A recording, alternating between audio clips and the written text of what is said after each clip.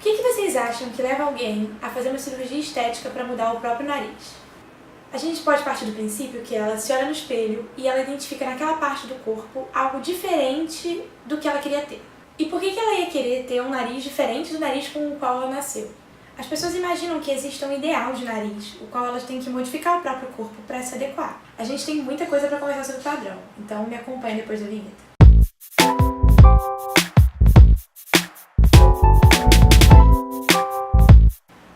Formatos do corpo. Para começar, é legal falar que esse é um vídeo que eu vou tentar falar um pouco de homens, mas como 99% do meu público é feminino, eu acho que a gente tem mais coisa para conversar. Mulheres têm que ser magras, mas tem que ter peito grande, mas tem que ter cintura fina, mas o quadril precisa ser mais largo, mas tem que ser um pouco malhada porque não pode ser magra demais. Eu vou te propor uma coisa. Preste atenção nos corpos das 10 primeiras mulheres que você vir na vida real na sua frente. Não vale Instagram, não vale na TV. Dessas 10 mulheres, quais delas estão adequadas nesse padrão, que é o que a gente vê na mídia, que é o que a gente vê nas redes sociais? Cada vez mais existe uma similaridade no que se espera em relação aos corpos dos homens. Os homens não podem ser muito magros, mas também não podem ser muito malhados. Principalmente no início da vida adulta e da adolescência, eles não podem ter barriga, eles têm que também ter um corpo cada vez mais próximo daquela meia dúzia de rapazes que estão no dever. Uma vez calcularam o IMC do Brad Pitt e dentro das categorias ele estaria acima do peso. O George Clooney estaria considerado como obeso, se a gente começar a falar das mulheres então. Mas é importante nisso a gente pensar que o formato do corpo não deveria ser formato de pera. A gente não tem por que projetar expectativas de formato de corpo nas pessoas. As pessoas têm os corpos que elas têm. Se elas são saudáveis ou não, se os corpos delas os atendem, se elas têm doenças, se elas sentem mal com aquele corpo. E aí já é um outro passo. Mas não tem motivo da gente olhar para alguém e achar que o corpo dela está fora de um formato. É isso que aumenta absurdamente o nível de cirurgias plásticas para reduzir espaços, tirar costelas. Se essas expectativas só deixassem as pessoas mal, já seria muito ruim. Mas elas mutilam os próprios corpos para ir atrás desse objetivo. Genitálias.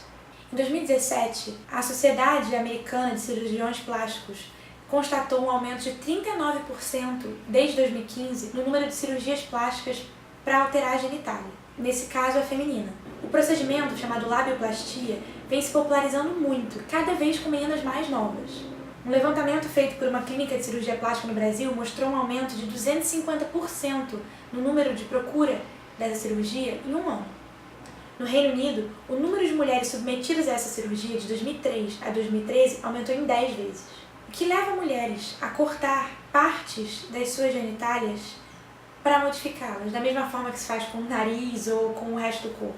Existe um estereótipo específico de uma vagina e como, diferente dos homens que desde criança mostram o pênis um para o outro e comparam tamanho, as mulheres não falam sobre isso. Então as mulheres passam a acreditar que os lábios genitais têm que ter um jeito só podem ser de uma maneira, eles têm que ser pequenos e para dentro, sendo que isso não reflete a diversidade que a gente tem no mundo, pelo contrário, mulheres com os lábios pequenos para dentro são um menor número de pessoas.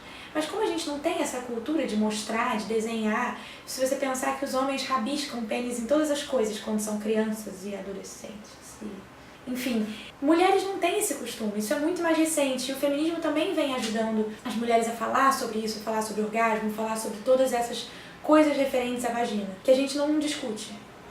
Para tentar mostrar para as mulheres a diversidade que existe, tentar começar esse assunto, uma artista criou a The Vulva Gallery, em que ela faz várias ilustrações diferentes para começar a mostrar a diversidade de cores, de formatos, de tamanho. Pele. Quantas pessoas com vitiligo você viu no último ano? Quantas pessoas com vitiligo você viu representadas na mídia no último ano? A partir da positividade corporal e dessa aceitação maior do corpo, vem surgindo um movimento para aceitar a acne no rosto. Porque acredita-se também, com as referências que a gente tem na mídia, que todas as pessoas têm a pele muito lisa. Uma dessas socialites famosas, a Kylie Jenner, foi para um tapete vermelho com espinhas no rosto, sem cobrir. E isso começou um debate muito interessante sobre como muitas pessoas têm espinha, muitas pessoas têm manchas, cicatrizes na pele e tentam esconder isso. Na mídia, isso se esconde com Photoshop, com muita maquiagem e, no geral, passa a impressão, como a gente vem conversando nesse vídeo, de que a pele de todas as pessoas é lisa e a sua é a única que tem manchas, que tem espinhas, que tem cicatrizes, o que não é verdade. Então esse movimento é muito interessante para a gente pensar também o quanto mostrar isso, quando as pessoas falarem sobre a pele do rosto, falarem sobre as dificuldades que passam, ajuda nas outras pessoas se verem representadas e aceitarem as próprias peles. Não quer dizer que você não deva procurar um dermatologista ou algum profissional para te ajudar nisso, porque pode ser alguma coisa hormonal, da alimentação, mas para além disso, tem muitas pessoas que não saem na rua quando elas estão com a cara com espinhas ou manchada. E isso é um problema enorme, porque será que a beleza é o mais importante mesmo? Será que parecer a mulher da revista é o mais importante para você sair de casa, para você falar? E isso que, por acaso, a Kylie Jenner mostrou no tapete vermelho, quer dizer, ela tá ali convidada, mas o objetivo dela é estar ali naquele espaço, fazer aquela presença. Claro que é um exemplo bobo, mas foi muito recente e começou um pouco essa discussão que já vinha sendo feita em outros espaços da mídia. A cor da pele é um exemplo. Por quanto tempo a gente não tinha bonecas negras, não tinha atrizes negras? E isso cria uma dificuldade de representatividade muito grande também. As mulheres negras não se enxergam nas figuras representadas, nas modelos, nas passarelas, nas capas das revistas, nas séries de TV. E quando estão sempre em lugares, em papéis subalternizados. Agora estão apostando mais também por uma demanda em modelos negras, em modelos gordas, em modelos com vitiligo, em modelos com peles não photoshopadas. Tudo isso ajuda nesse processo de se enxergar naquela roupa, se enxergar naquela série de TV que seja. Outro exemplo são as estrias. Eu fui ensinada que as estrias acontecem porque a pele estica e quando estica muito rápido deixa algumas marcas, como você pegar um tecido e puxar ele com muita força, então vão ficar algumas marcas ali. Praticamente todas as mulheres têm, e homens, você já vai entrar nesse assunto, mas elas são sempre, quando elas estão na mídia, elas são sempre corrigidas, sempre escondidas, sempre tampadas. Então, quando foi a última vez que você viu uma atriz ou uma personagem ou uma pessoa falando com estrias aparecendo na capa de uma revista? Isso é sempre retocado, é sempre escondido. Então as crianças, assim, né, as meninas passando pela puberdade, começam a ver as estrias e não sabem direito o que é aquilo e querem esconder. Além disso, as pessoas associam celulite e estria a coisa de mulher. Então tem muitos homens que têm celulite, que têm estrias, mas que escondem ou tentam não falar disso também, porque é uma coisa feminina. Então, com um processo tão natural como praticamente tudo que a gente detesta no corpo, que é o seu crescimento, e dependendo da maneira que ele cresce, como a pele reage a isso. Marcas desse crescimento são escondidas, negadas, as pessoas fazem cirurgias. Hoje se popularizou muito um tratamento tatuar por cima das estrias, com tatuagem mesmo, com uma cor mais parecida com a da pele, para esconder esse tipo de marca, sendo que é comum de um processo de crescimento do corpo.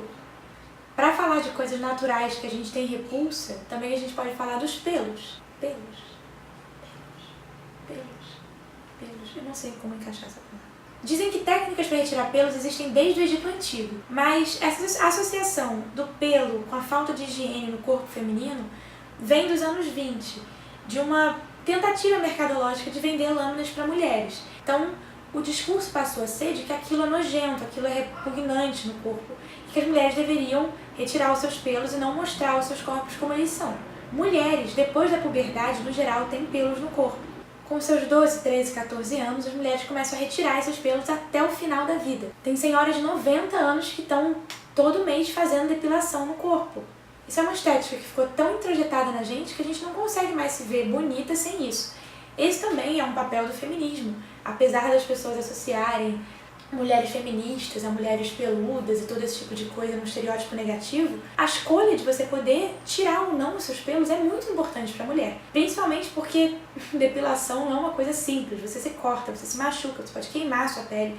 Então, é um processo doloroso que a gente se submete em nome de uma suposta higiene, quando a gente já sabe que, pelo contrário, quanto mais você retira aqueles pelos, mais chances de infecções, inflamações. Os pelos estão ali para proteger o corpo.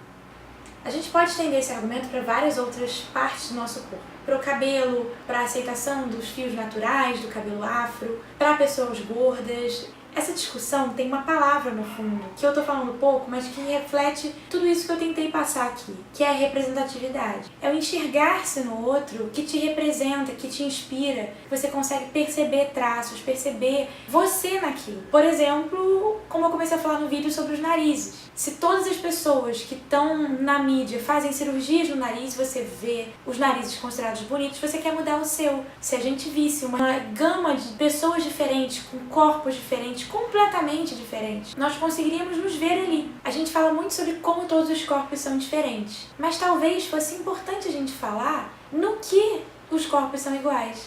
Você pode achar que você é diferente, que você é normal, porque te faltam exemplos de como aquilo é muito mais comum do que você imagina.